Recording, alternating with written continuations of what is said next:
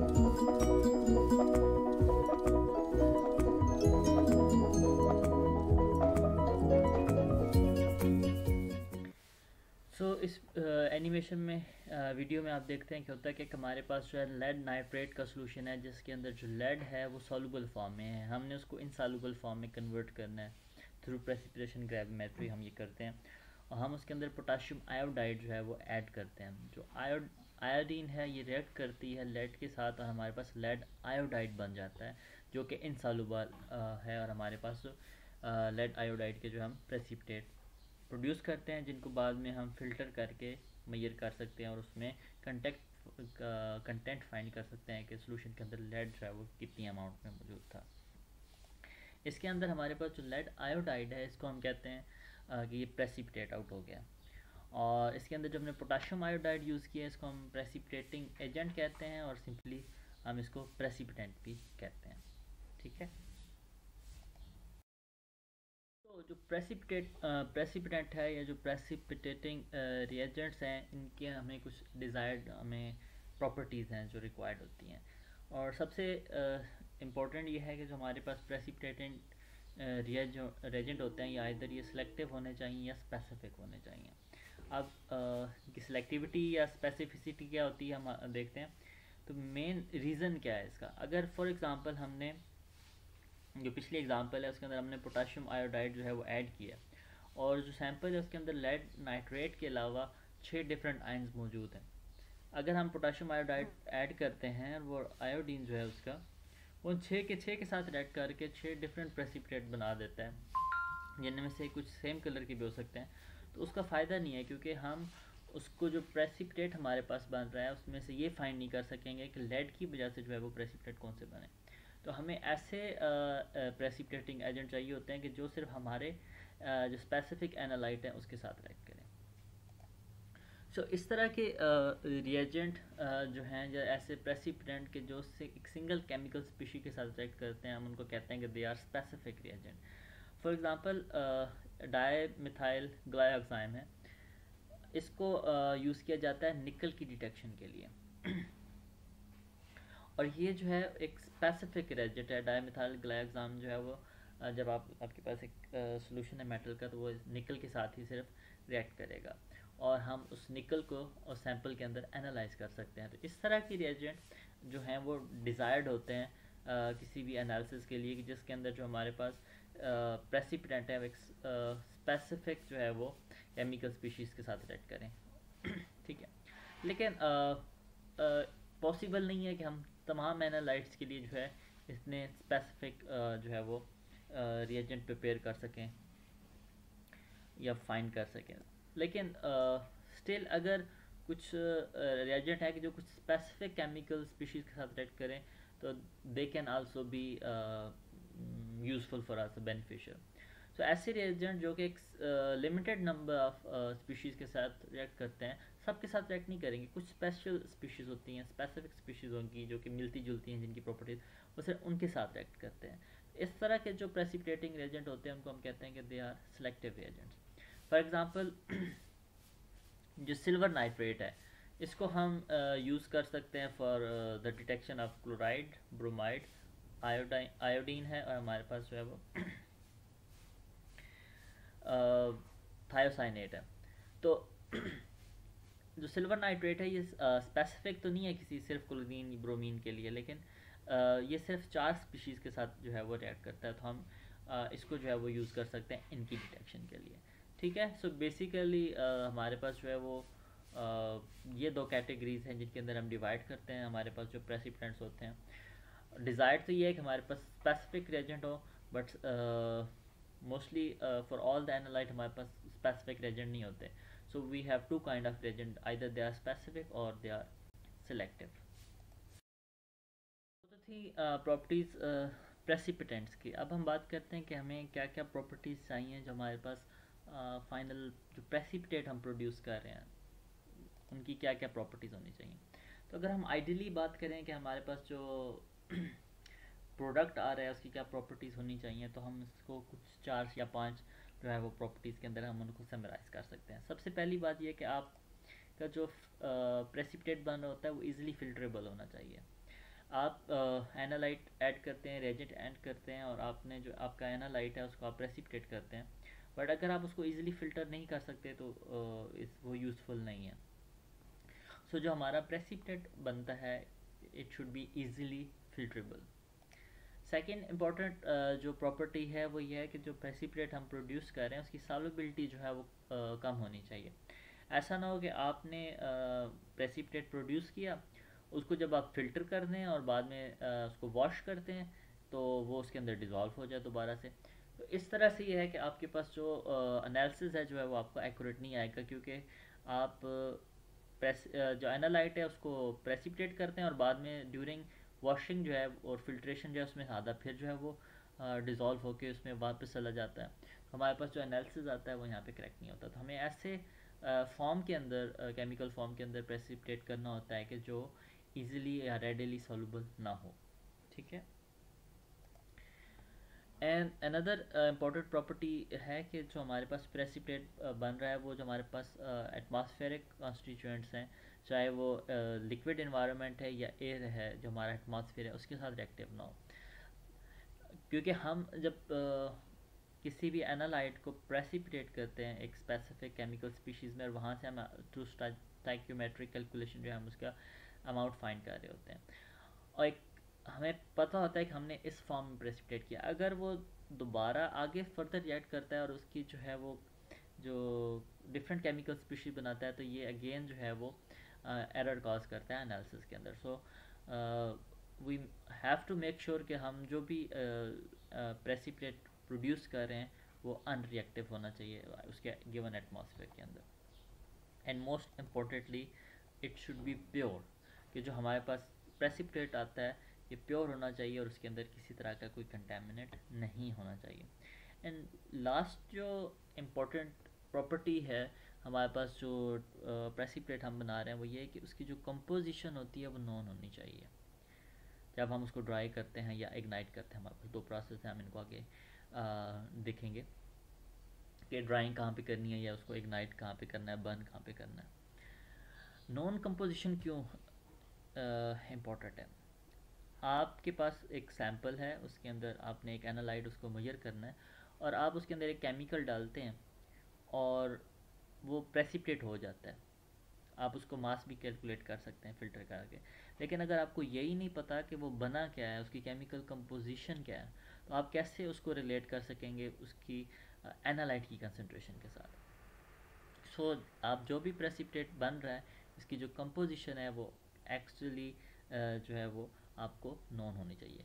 So these are the actually 5 major desired properties जो कि आपको चाहिए होती हैं जब भी आप किसी भी एनालाइट को प्रेसिपिटेट करते हैं। ठीक है। सो नेक्स्ट जब हम बात करेंगे अब आगे पार्टिकल साइज़ की और फिल्ट्रेबिलिटी की।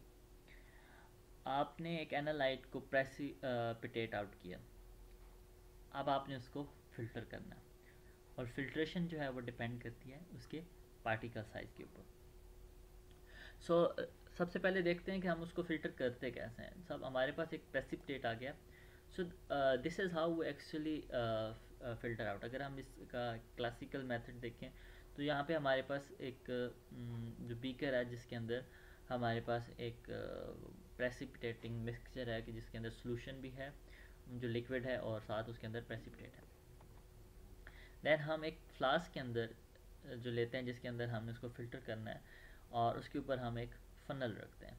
फ़नल ऊपर जो है हम एक फ़िल्टरिंग मीडिया, जो भी हमारे पास फ़िल्टर पेपर है, चाहे वो मेम्ब्रेन टाइप है या सेलुलोज फ़िल्टर है, वट हम उसको यहाँ पे रखते हैं, और उसमें से जो है हम ये जो मिक्सचर होता है प्रेसिपिटेट और लिक्विड का जिसके अंदर वो मौजूद हो, हम उसको प्रेसिपिटेट करते हैं, वो इसके अंदर पोर करते हैं।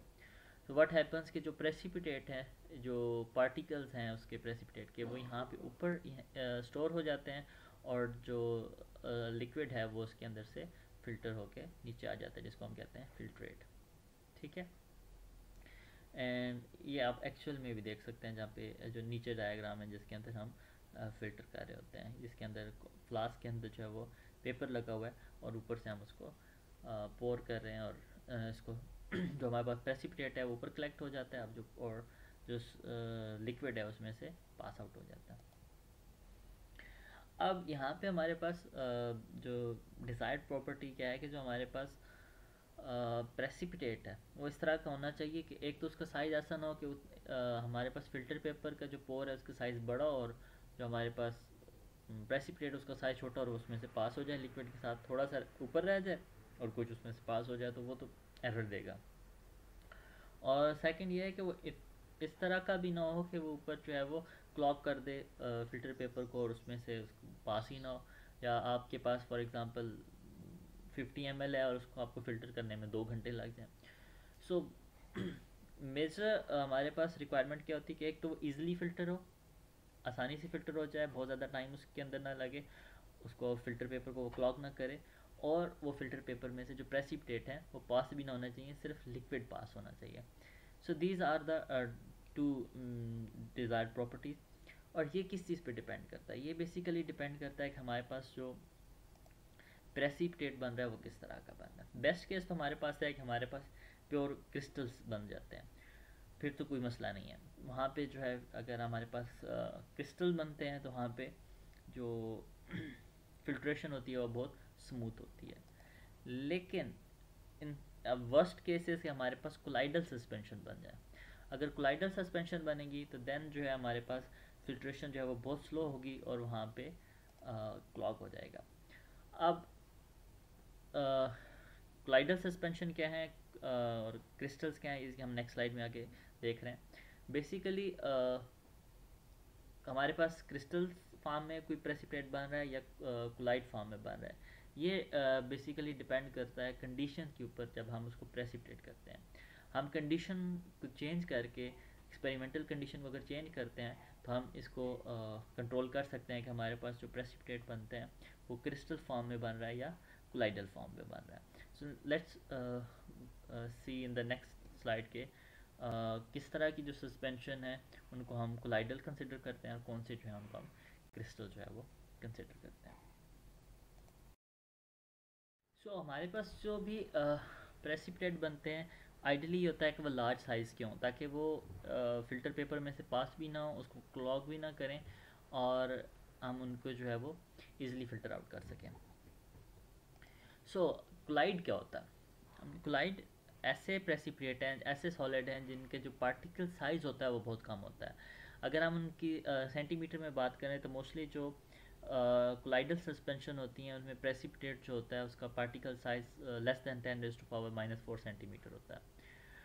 अगर हम इसको सिंप्लीफाई करें और नैनोमीटर में लें तो मोस्टली जो कोलाइडल सस्पेंशन होते हैं उनका पार्टिकल साइज होता है that is between 1 to 1000 nanometre, जो कि बहुत बहुत छोटा होता है, जिसकी वजह से ये इजीली सेटल नहीं होते। ये पानी के ऊपर जो या अभी आपके पास वाटर है या वट आपके पास लिक्विड है उसके ऊपर वो सस्पेंडेड रहते हैं। बहुत जिलेटिनस किस्म के जो है वो लेयर बनाते हैं, और जिस अगर आप फ़िल्टर उसको करना चाहते हैं तो ऊपर एक लेयर सी बना देते हैं, और इजीली फ़िल्टर नहीं होते और उसको ब्लॉक कर देते हैं।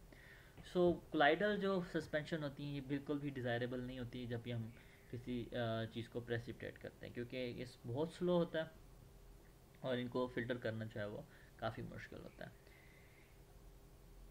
इन कंट्रास्ट जो हमारे पास क्रिस्टलाइन सस्पेंशन होती हैं, बेसिकली जो क्रिस्टलाइन सस्पेंशन होती हैं इनके अंदर जो पार्टिकल साइज़ होता है वो सिग्निफिकेंटली हायर होता है दैन कोलाइडल सस्पेंशन।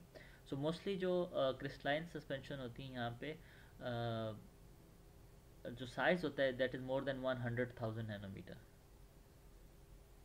तकरीबन ये कितना बनता है? तकरीबन 1 लाख नैनोमीटर बनता है। जबकि जो कोलाइड होते हैं वहाँ पे उनका साइज़ जो है वो 1 से 1000 नैनोमीटर होता है। यहाँ पे तकरीबन इनका साइज़ जो है 1 लाख नैनोमीटर से अबव होता है। अगर हमारे पास पार्टिकल साइज़ उसका ज़्यादा होगा तो वो एक तो उसको क्लॉग नहीं करते फ़िल्टर पेपर को, उसके पोर में से वो पास आउट नहीं हो सकते, और इनको जो है वो फ़िल्टर करना जो है वो ईजी होता है। In any precipitation gravimetric analysis जो हमारे पास डिज़ायर्ड ही होता है कि जो हमारे पास प्रेसिपिटेशन हो रही है that is in the form of crystalline suspension, और हमारे पास जो है वो कोलाइडल सस्पेंशन ना बने। और as we discuss in previous slide कि इसको हम कंट्रोल कर सकते हैं through varying the reaction conditions. Next we will discuss some factors जो कि डिटरमिन करते हैं कि हमारे पास जो प्रेसिपिटेट बन रहा है उसका पार्टिकल साइज़ क्या है, वो कोलाइडल बनेगा या क्रिस्टलाइन सस्पेंशन होगी। हमने ऑलरेडी डिस्कस किया कि जो हमारे पास कोलाइडल पार्टिकल्स होते हैं ये इजीली सेटल नहीं होते और इनको फ़िल्टर करना मुश्किल होता है, जबकि जो क्रिस्टलाइन सस्पेंशन होती हैं इनको हम इजीली जो है वो फ़िल्टर कर सकते हैं। अब हम इसको कंट्रोल कैसे करें कि हमारे पास जो प्रेसिपिटेट बन रहे हैं उनका जो पार्टिकल साइज़ है वो क्रिस्टलाइन हो, ना वो के कोलाइडल हो। So there are different experimental variables हैं कि जिनको हम चेंज करके अपने डिज़ायर्ड जो है वो काइंड ऑफ प्रेसिपिटेट जो है हम उसमें से प्रोड्यूस कर सकते हैं। So they are precipitate solubility the most important parameter, कि हमने जब प्रेसिपिटेट करना है तो हम उस फॉर्म में प्रेसिपिटेट करें कि जिसकी जो सॉल्युबिलिटी है वो ज़्यादा ना हो। टेम्परेचर जो है वेरी करने से, इंक्रीज़ करने से या डिक्रीज़ करने से जो रिएक्शन का हमारा टेम्परेचर है उससे भी हम जो पार्टिकल साइज़ ऑफ प्रेसिपिटेट है उसको कंट्रोल कर सकते हैं। सिमिलरली हमारे पास जो रिएक्टेंट की कंसंट्रेशन क्या है, हमने जब रिएक्टेंट उसके अंदर ऐड किए हैं तो उसके अंदर क्या क्या उनकी कंसंट्रेशन थी, लो कंसंट्रेशन थी, डाइल्यूट सोल्यूशन थे या सैचुरेटेड सोल्यूशन थे। So by changing the reactant concentration भी हम जो पार्टिकल साइज़ है प्रेसिपिटेट का उसको कंट्रोल कर सकते हैं। और एक और इम्पॉर्टेंट फैक्टर है कि हम किस रेट पे जो है वो रिएक्टेंट्स को मिक्स कर रहे हैं। अगर हम उसकी विगोरसली उसको ऐड करते हैं और मिक्सिंग कर रहे हैं या हम इसकी स्लो मिक्सिंग कर रहे हैं। So these are basically 4 different variables. एक प्रेसिपिटेट की सॉल्युबिलिटी, टेम्परेचर जो है आपकी सोल्यूशन का क्या है, रिएक्टेंट की कंसंट्रेशन क्या है, और आप किस रेट पे उन रिएक्टेंट को मिक्स कर रहे हैं। इन 4 वेरिएबल को कंट्रोल करके हम डिज़ायर्ड किस्म के जो प्रेसिपिटेट है वो हम हासिल कर सकते हैं। अगर हम चाहते हैं कि हमारे पास कोलाइडल पार्टिकल्स बने, मोस्टली केसेस में हम नहीं चाहते, अगर but in case if we want colloidal particles, हम इन जो उसके वेरिएबल है उनको चेंज करेंगे इस तरह से कि हमारे पास कोलाइडल पार्टिकल बने।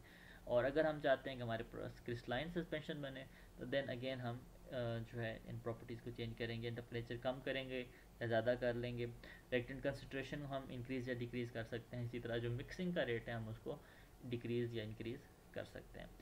सो all what actually we do is वो डिपेंड करता है कि हम कौन से प्रेसिपिटेट है, हमारे पास केमिकल स्पीशी क्या है, हमारे पास अवेलेबल जो है वो उसकी कंसनट्रेशन क्या है। तो डिपेंडिंग कि हमारे पास एक्चुअल सिनेरियो क्या है उसकी बेस पे हम डिसाइड करते हैं कि हम इसको किस तरह से कंट्रोल करेंगे।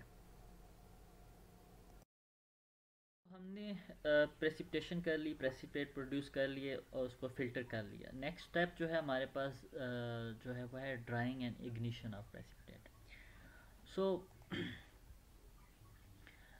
हमारे पास एक प्रेसिपिटेट आ गया और जो कि हमारे पास सॉलिड है, बट उसके ऊपर हमारे पास अगर हम वाटर के अंदर कर रहे हैं या हम किसी भी और सॉल्वेंट के अंदर कर रहे हैं तो वो सॉल्वेंट उसके ऊपर एब्जॉर्ब होगा।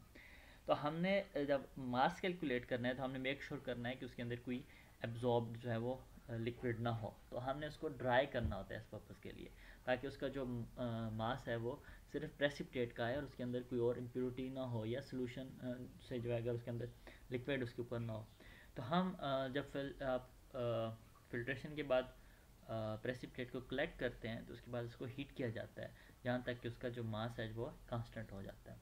जैसे कि आप देख सकते हैं फर्स्ट डायग्राम में, जिसके अंदर आप देख रहे हैं कि इनिशली सिल्वर क्लोराइड की अगर एग्जांपल लें तो हमने हीट किया और उसका मास कांस्टेंट हो गया। सिमिलरली बेरियम सल्फेट की बात करें तो पहले मास जो है वो ज़्यादा है अगर आप उसके वाई एक्सिस पे देखें, एंड जब हम उसका टेम्परेचर इंक्रीज़ करते हैं तो उसका मास जो है वो कांस्टेंट हो जाता है। इसका मतलब है कि इसके अंदर जस्ट कुछ एब्जॉर्ब हुआ था वाटर जो है वो, क्योंकि उसके अंदर रिलीज़ हो गया। नेक्स्ट जो है हमारे पास कुछ होता है कि जो उसके अंदर वाटर है उसके अंदर उसको आप इग्नाइट करते हैं, हीट करते हैं ताकि उसमें निकले। जैसे आप सेकेंड एग्जांपल में देते हैं कि जिसके अंदर जो वाटर है जब हम उसको 1000 डिग्री से ऊपर उसको लेके जाते हैं तो हमारे पास जो एल्यूमिनियम ऑक्साइड हाइड्रेट है वो एल्यूमिनियम ऑक्साइड के अंदर कन्वर्ट हो जाता है। एंड इन सम केसेस जो कि हमने पहले भी पिछले लेक्चर्स में डिस्कस किया है कि जिसके अंदर हमारे पास जो कैल्शियम ऑक्सलेट है हम उसको कन्वर्ट करते हैं, हम प्रेसिपिटेट किया देन हम उसको हीट करते हैं which is converted into calcium carbonate, और जब हम उसको अराउंड अबाउट 900 डिग्री सेंटीग्रेड करते हैं तो वो कन्वर्ट हो जाता है कैल्शियम ऑक्साइड में, और जो CO2 जो इसके अंदर से रिलीज़ होती है हम उसको मेजर कर लेते हैं। वोल्टिलाइजेशन ग्रेविमेट्री के अंदर हमने इसको डिस्कस किया था। तो हमारे पास यहाँ पे दो ऑप्शन है कि हमारे पास कैल्शियम जो ऑक्सलेट हाइड्रेट हमारे पास प्रोड्यूस हुआ है इनिशली, जिसको हमने अराउंड 200 डिग्री सेंटीग्रेड जब हमने हीट किया तो वो कैल्शियम ऑक्सलेट के अंदर कन्वर्ट हो गया। जब हमने उसको अबाउट 500 डिग्री सेंटीग्रेड कैलकुलेट किया तो कैल्शियम कार्बोनेट प्रोड्यूस हुआ है, और देन हम जब उसको अराउंड 900 डिग्री सेल्सियस पे हीट करते हैं तो हमारे पास कैल्शियम ऑक्साइड जो है वो प्रोड्यूस होता है, जिसको हम कलेक्ट करते हैं और उसके बाद हम उसको डायरेक्टली कंपेयर कर सकते हैं कि उसके अंदर कैल्शियम की अमाउंट जो है वो कितनी है। सेकेंड ऑप्शन हमने ऑलरेडी पहले डिस्कस किया था कि हम CO जो है उसमें से जो इवॉल्व होती हैं वो मेजर कर सकते हैं, उसको भी रिलेट कर सकते हैं। और इस तरह की जो डायग्राम जिसके अंदर हम थर्मल डिकम्पोजिशन कर्व जो है वो स्टडी करते हैं, जैसे कि आप कैल्शियम ऑक्सलेट वाले केस में है, तो इस तरह की डायग्राम जो है हम इसको कहते हैं कि दैट इज़ थर्मोग्रेविमेट्री और थर्मोग्राविमेट्रिक एनालिसिस। और ये जो डायग्राम है जिसके अंदर हम मास और टेम्परेचर का रिलेशन स्टडी करते हैं, इसको जो है हम थर्मोग्राम्स कहते हैं। ठीक है, so this is mostly the second last step कि जिसके अंदर हम उसको लास्ट स्टेप तो होता है कि हम उसका मास मेजर करते हैं फाइनल जो हमारे पास आता है। तो this is in this step हम ये करते हैं कि हम उसको हीट करते हैं जो हमारे पास प्रेसिपिटेट फिल्टर होके आते हैं, ताकि हमारे पास जो मास है वो सिर्फ और सिर्फ प्रेसिपिटेट का और उसके अंदर कोई लिक्विड मौजूद ना हो। ये है बेसिकली ओवन जिसके अंदर हम मोस्टली हीट करते हैं। टेम्परेचर जो है डिपेंडिंग हम किस तरह का ओवन यूज़ करते हैं, मोस्टली हम अराउंड 50 टू 100 डिग्री सेल्सियस के करीब मोस्टली इनके अंदर हीट करते हैं। तो नॉर्मली हम डिफरेंट टाइप्स की हमारे पास प्लास्टिक की प्लेट्स होती हैं, इस तरह की शीट्स होती हैं जो नज़र आ रही हैं, जिनके अंदर हम प्रेसिपिटेट को फ़िल्टर करते हैं, फ़िल्टर पेपर को, तो वह डायरेक्ट हम रख देते हैं ओवन के अंदर और उसको हम ड्राई कर लेते हैं डिपेंडिंग हम क्या प्रेसिपिटेट कर रहे हैं। For some cases we heat at 12 hours या 24 आवर के लिए रखते हैं, अराउंड 60 डिग्री सेल्सियस, कहीं पे जो है हम 100 डिग्री सेंटीग्रेड पे रखते हैं। डिपेंड करता है कि हम किस तरह का प्रेसिपिटेट है, वो डिकम्पोज ना हो जाए, या अगर किसी का चांसेस हो तो हम उसको फिर लो टेम्परेचर पे ज़्यादा देर के लिए हीट करते हैं। बहरहाल ये वेरी करता है on the nature of precipitate. And this is furnace जो है जिसके अंदर हम बर्न करते हैं लाइक एट 800 डिग्री सेल्सियस और 1000 सेल्सियस। और यहाँ पे मोस्टली प्रेसिपिटेट को अगर हम फिल्टर रखेंगे तो वो भी उसके अंदर बर्न हो जाएगा, और हमारे पास प्रेसिपिटेट जो है वो हम कैसे कलेक्ट करेंगे। तो इस तरह की क्रूसिबल हम इसको कहते हैं, जो आपको नीचे नज़र आ रही है, तो इसको हम यूज़ करते हैं। इसके अंदर प्रेसिपिटेट जो है वो हम ऐड करके और फिर हम इसको इसके अंदर बर्न करते हैं। और लास्ट स्टेप जो है हमारे पास, जब हमारे पास प्रेसिपिटेट आ जाता है तो हम उसको यूजिंग एन एनालिटिकल बैलेंस जो कि आपको नज़र आ रहा है, इस पर हम उसको एक्यूरेटली जो है वो मेजर कर लेते हैं, और देन हम उसको डिफरेंट तरह से स्टोर कर सकते हैं।